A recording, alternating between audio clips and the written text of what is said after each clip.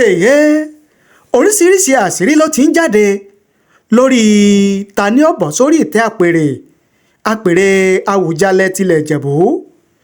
Wọ́n ní gómìnà ìpínlẹ̀ Ògùn ọmọọba Dàpọ̀ Abíọ́dún, wọ́n ní ó ti ń lọ́wọ́ agbára, ó ti ń lo agbára ìjọba, àṣẹ ìjọba láti yàn lé àwọn ọmọ ìlú Ìjẹ̀bú lórí ẹni tí ó jẹ́ Àwùjalẹ̀ tìlú Ìjẹ̀bú.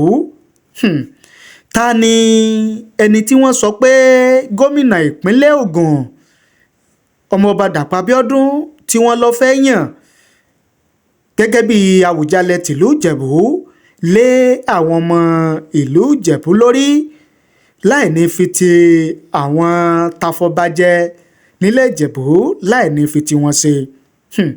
Gẹ́gẹ́ bí ohun tá a gbọ́ àti ohun tá a rí eléyìí tí ó tẹ̀ wá lọ́wọ́, gẹ́gẹ́ bí wọ́n ṣe ń sọ, wọ́n ní ọkùnrin kan òun ni gómìnà ìpínlẹ̀ Ògùn ni ó fẹ́ yàn gẹ́gẹ́ bí lọ́fẹ́ kọ́ bọ́ sórí ìtẹ́ Àwùjalẹ̀ tìlú Ìjẹ̀bú.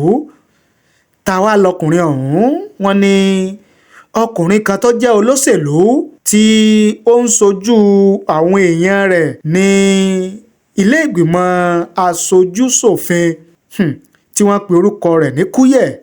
Ẹ gbọ́ ta ni Kúyẹ̀? Ta ni Kúyẹ̀ tí gómìnà ìpínlẹ̀ Ògùn ọmọọba Dàpọ̀ Abíọ́dún tí wọ́n ní ó fẹ́ kó bọ́ sórí ìtẹ́ Àwùjalẹ̀ tìlú Ìjẹ̀bú? Ṣé ọmọ ìdílé Fúsẹ̀ngbùà ṣe ni ọ̀nàrẹ́bù Kúyẹ̀, àbí bó ni ọ̀nàrẹ́bù Kúyẹ̀ ṣe jẹ́ ní ìdílé Fúsẹ̀ngbùà tí ọpọ́n Àwùjalẹ̀ tìlú Ìjẹ̀bú Òde sún kàn, tí ó fi wá jẹ́ pé wọ́n lò ní gómìnà ìpínlẹ̀ Ògùn ọmọọba Dàpọ̀ Abíọ́dún, wọ́n lòun lọ fẹ́ kó bọ́ sórí ìtẹ́ àpèrè Àwùjalẹ̀ tilẹ̀ Ìjẹ̀bú. Oríṣiríṣi ọ̀rọ̀ ló ti wá ń jáde, oríṣiríṣi àṣírí ni la ti ń gbọ́ tí àwọn èèyàn fi ń sọwọ́ lórí ẹni tí wọ́n ní gómìnà ìpínlẹ̀ Ògùn tí wọ́n lọ fẹ́ kó bọ́ sórí ìtẹ́ Àwùjalẹ̀ tìlú Ìjẹ̀bú. Lára àwọn tí wọ́n ti ń sọ ọ̀rọ̀, tí wọ́n ti ń sọ ìwòye àti èrò títí wọn, tí wọ́n jẹ́ ọmọ ìlú Ìjẹ̀bú Òde, òun láti rí ọmọọbabìnrin Fúsẹ̀ngbùà, ìyẹn Princess Mọ́rẹ́nikẹ́ Alébíoṣù. Gẹ́gẹ́ bí ọ̀rọ̀ tó sọ, ó ní ìjọba ìpínlẹ̀ Ògùn kọ́ ló ní àpèrè Àwùjalẹ̀ Ìjẹ̀bú o. Ọba ti wà kí gómìnà tó jẹ, ọba àti ìlú ló sì fi ìbò gbé gómìnà wọlé. Damage control lẹ́ ń ṣe sà, Ìjẹ̀bú Òde no be mumu o. Gómìnà wa mọ̀ bẹ́ẹ̀, gómìnà wa abẹ̀yìn lórúkọ Ọlọ́run, abẹ̀yìn lórúkọ Ọ̀ṣì Fúsẹ̀ngbùà àti Ọ̀ṣì dédé Ìjẹ̀bú Òde. Ọmọọba ni ẹ̀yin náà, ẹ̀yin gan-an ẹ sì mọ àwọn nǹkan tó rọ̀ mọ́ jíjẹ ọba Àwùjalẹ̀ tìlú Ìjẹ̀bú. Èmi yìí wọlé àdúrà fún yín nígbà tí when my cousin called me to support you, we waited for gbogbo àwọn afọbajẹ, gbogbo àwọn afọbajẹ wọn ò lè parọ́ mọ́ yín o. Wọ́n ní ẹ̀yin lẹ fẹ́ là lé àwọn lọ́wọ́, gbogbo Ìjẹ̀bú Òde lẹ máa tì mọ́lé o. Tó bá jẹ́ bẹ́ẹ̀, ẹ lè kó mọ̀mú gààrí sí gbogbo ọmọ ìlú Ìjẹ̀bú lọ́wọ́ kẹ́ ẹ wá padlock ẹnu wa. Gómìnà kì í yan ọba o, ọba kì í yan gómìnà. Ọ̀pá àṣẹ staff for office is your major duty to perform and present.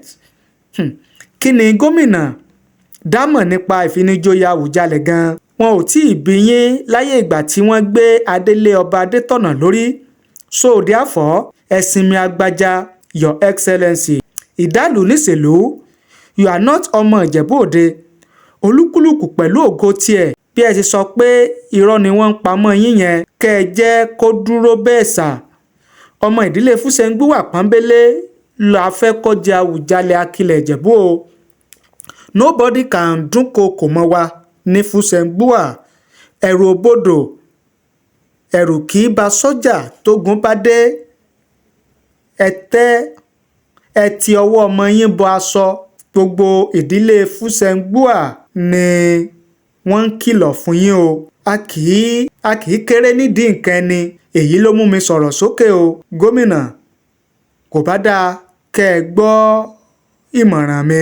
Gẹ́gẹ́ bí ọ̀rọ̀ tí ọmọọbabìnrin Mọ́rẹ́nikẹ́ Alébíoṣù gẹ́gẹ́ bó ti fi ṣọwọ́ sí wa, òun náà lẹ gbọ́ tí a mú wá fún yín yẹn. Ọ̀rọ̀ yìí ti ń kọjá ntí àwa ń lérò, ntí àwọn èèyàn ń fojú sí, ọ̀nà gan ọ̀kan tí ẹ̀ wá gbabẹ̀ lọ. Tẹ́ ẹ bá gbàgbé, tẹ́ ẹ bá rántí, ọ̀nà tí àwọn èèyàn fojú sí tẹ́lẹ̀ gan ni pé K1 the ultimate, ìyẹn Wàsíù Àyìndé olórí ọmọọba Akilẹ̀ Ìjẹ̀bú, gbóǹgan ni àwọn èèyàn ń fojú sí lára pé ìjọba fẹ́ lò láti bọ́ sórí àpèrè Àwùjalẹ̀ Ìjẹ̀bú. Ṣùgbọ́n eléyìí tá a wá ń gbọ́ yìí, ó tún ti wá ń yani lẹ́nu, ó sì ń ṣeni ní kàyéfì. Lára àwọn tí wọ́n tún fi ọ̀rọ̀ ṣọwọ́ sí wa láti rí Sunday Banjo. Wọ́n ní the Ìjẹ̀bú principle of principled resilience. The Ìjẹ̀bú people anchored by Ìjẹ̀bú Òde embody a compound theory of history defined by disciplined self-governance, strategic resistance, intellectual excellence, and moral consistency, proving that a society can preserve sovereignty, dignity, and relevance across eras by refusing unjust compromise, investing in knowledge, and confronting oppression with unity rather than submission. In essence, the Ìjẹ̀bú worldwide holds that power without dignity is weakness, trade without sovereignty is exploitation, education is the highest form of resistance. Tradition and progress are not opposites but allies. Justice is worth sacrifice even under threat. This theory explains why the Ìjẹ̀bú resisted colonial administration longer than most, preserved their institutions under conquest, stood firm against military dictatorship, and continued to produce leaders of conscience at home and abroad. Their history demonstrates that true greatness is sustained not by force or noise, but by principles, resilience across generations. Sunday Banjo, bí wọ́n ti fi sọwọ́ ti wọn, òní ẹgbọ́ tí àmúwá fún yín tẹ̀ gbọ́ yẹn. Kazeem Ọlábọ̀sípò, àwọn ní àwọn afọbajẹ Ìjẹ̀bú mo gbóṣùbà fún yín. We don't want Abuja or Canada Ross in King. Tí wọ́n bá àṣà àti ìṣe wa jẹ́, ìgbéraga wọn máa pọ̀ jù. Say no to imposition. Ìfẹ́dàpọ̀ ẹ̀san, àwọn ní I pray Ìjẹ̀bú set a pace in this kinship wahala between politician and the throne. Ahmed Akewula, wọ́n ní kí àwọn afọbajẹ rúbọ pa anybody tó bá fẹ́ truncate due process. Nevertheless, religions has taken power from the land. Kí wọ́n gbé èpè jáde, kí wọ́n ṣẹ́ fún ẹni tó bá fẹ́ dà nǹkan rú. Gẹ́gẹ́ bí oríṣiríṣi ọ̀rọ̀ tí àwọn èèyàn fi ń sọwọ́, òun náà lẹ́gbọ́ tí àmúwá fún yín yẹn.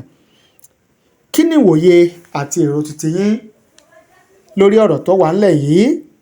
Wọ́n ní ìjọba ìpínlẹ̀ Ògùn, gómìnà ọmọọba Dàpọ̀ Abíọ́dún, wọ́n ní ó fẹ́ yàn lé àwọn afọbajẹ lọ́wọ́ ni pé wọn ò fẹ́ kí àwọn afọbajẹ kí wọ́n tẹ̀lé ìlànà àti ìgbésẹ̀ tó yẹ lórí àtimú ẹni tí ó jẹ Àwùjalẹ̀ tìlú Ìjẹ̀bú. Kí ni ìwòye tiyín, kí ni èrò tiyín? Ẹ fi ṣọwọ́ sí wa láàyè comment nísàlẹ̀ fídíò yìí, a kà á sì ṣe àgbéyẹ̀wò rẹ̀. Ẹ bá ní pín, ẹ bá ní share rẹ̀ kó lè káàkiri àgbáláyé. Ẹ jẹ́ kí n dé iléeṣẹ́ Ideas Enterprise, iléeṣẹ́ tí wọ́n lórúkọ rere, iléeṣẹ́ tí wọ́n gbọ̀rẹ̀kẹ̀ jígẹ̀, iléeṣẹ́ tí wọ́n ní ìrírí àti òye nípa bá a ṣe bá ní fi orúkọ iléeṣẹ́ sílẹ̀ pẹ̀lú àjọ Corporate Affairs Commission CAC. Bóyá ẹ̀yin fẹ́ fi orúkọ iléeṣẹ́ yín sílẹ̀, ìyẹn business name, àbí ẹ fẹ́ upgrade business name yín sí liability company, wọ́n ń ṣe nílé iṣẹ́ IDEAS Enterprise. Bóyá ẹ̀yin dẹ̀ fẹ́ gba certificate TIN, ìyẹn tax identification number certificate, ẹ fẹ́ gbà á, iṣẹ́ wọn ni nílé iṣẹ́ IDEAS Enterprise. Bákan náà, bóyá àjọ tàbí association kan lẹ́yìn ní tí ẹ wá fẹ́ fi orúkọ sílẹ̀ lọ́dọ̀ àjọ Corporate Affairs Commission CAC, kẹ́ lè láǹfààní sí àwọn owó ìrànwọ́ tí ìjọba àpapọ̀ tí wọ́n ń fún àwọn onílé iṣẹ́ àti àwọn ẹgbẹ́jẹgbẹ́ tí wọ́n bá ti forúkọ sílẹ̀. Ẹ bá ilé iṣẹ́ IDEAS Enterprise, ẹ bá wọn sọ̀rọ̀. Mo sì mọ̀ wípé ayọ̀ ni yóò padà já sí, torí pé ọ̀pọ̀lọpọ̀ àwọn tí wọ́n ti ń bá wọn dòwò pọ̀ tí wọ́n ń gbéṣẹ́ fún wọn ò ní wọ́n kan sára tí wọ́n sì ń dúpẹ́ nígbẹ̀yìn. Ìdí abájọ ni pé wọn kì í fi iṣẹ́ wọn falẹ̀. Àsìkò péréte òun náà ni ohun tí wọ́n bá yín ṣe òní yóò jáde. Bóyá ìforúkọsílẹ̀ ilé iṣẹ́ ni àbí ti NGO, ìyẹn non-governmental organization, tàbí ẹ̀yin fẹ́ ṣe NIN modification, wọ́n ń ṣe nílé iṣẹ́ IDEAS Enterprise. Bákan náà, bóyá ẹ̀yin fẹ́ máa gbé ọjà local goods, ẹ fẹ́ máa gbé lọ sí orílẹ̀-èdè míì, ẹ wá ń wá ọ̀nà àbáyọ, ẹ fẹ́ gba ìwé ẹ̀rí tí ẹ fi lè mọ láǹfààní láti máa gbé ọjà lọ sí ilẹ̀ òkèrè, ìyẹn export license, ilé iṣẹ́ IDEAS Enterprise wọ́n bá yín ṣe lọ́nà ìrọ̀rùn láì ní fi àsìkò ṣòfò. Bákan náà, ilé iṣẹ́ IDEAS Enterprise wọ́n bá ní gba international passport ní àárín àsìkò péréte láì ní fi àsìkò ṣòfò tí kò sì ní ná yín ní wàhálà kankan. Nítorí wá jẹ́ kó rọrùn ni wípé kò síbi tẹ́ẹ̀ tí lè bá wọn dòwò pọ̀. Ìlú wo lẹ̀yin wà, orílẹ̀-èdè wo lẹ̀yin wà, ẹ̀yin ẹ kàn pè wọ́n, kẹ́ ẹ bá wọn sọ̀rọ̀, kẹ́ ẹ ṣàlàyé ohun tẹ́ ẹ bá fẹ́ fún wọn. Mo sì fọwọ́ sọ̀yà wípé ìrọ̀rùn òní yóò bá dé. Ẹ̀rọ ìbánisọ̀rọ̀ wọn ni 09037690638. Ẹ gbọ́ lẹ́ẹ̀kan sí 09037690638. Òun náà ni ẹ̀rọ ìbánisọ̀rọ̀ IDEAS Enterprise. Ẹ pè wọ́n lónìí kẹ́ ẹ bá wọn sọ̀rọ̀. IDEAS Enterprise ní ẹ̀kan sí o, registration ilé iṣẹ́ àti mọ́tò báwo lẹ ṣe fẹ́ sí. IDEAS Enterprise àwọn ní bàbá. IDEAS Enterprise ilé iṣẹ́ tó láàmìlaka tó ta kànmọ́lẹ̀ káàkiri àgbáyé. IDEAS Enterprise ilé iṣẹ́ tó mójúlẹ̀jà nípa bá a ṣe bá ní forúkọ ilé iṣẹ́ ẹni sílẹ̀ pẹ̀lú àjọ Corporate Affairs Commission CAC àti Small and Medium Scale Enterprise láàrin àsìkò péréte bíbánigba tax identification number TIN láì múnira lọ́wọ́. iléeṣẹ́ IDEAS Enterprise tó ń bá ní gba ìwé ìrìnnà international passport láàrin àsìkò péréte láìsí làálàá. gbogbo ohun tó jẹmọ́ online services ni wọ́n ń ṣe lọ́dọ̀ wọn. ìrírí àti ẹ̀kọ́ tí wọ́n ní níṣẹ́ wọn fi rọrùn gbà. gbogbo àwọn tí wọ́n bá wọn dòwò pọ̀ ni wọ́n ń kan sára. nítorí owó wọn ò gara, wọn kì í fi àsìkò ṣòfò. ìrọ̀rùn níṣẹ́ wọn. níléeṣẹ́ IDEAS Enterprise gbogbo bilọ́jà wọn dé lórí ẹ̀rọ ayélujára Facebook IDEAS Enterprise, TikTok IDEAS Enterprise, Instagram IDEAS Enterprise. ẹ tún lè bá wọn sọ̀rọ̀ lójú òpó WhatsApp 0903-769-0638 lẹ́ẹ̀kan sí 0903-769-0638. IDEAS Enterprise iṣẹ́ wọn fi ní lọ́kàn balẹ̀.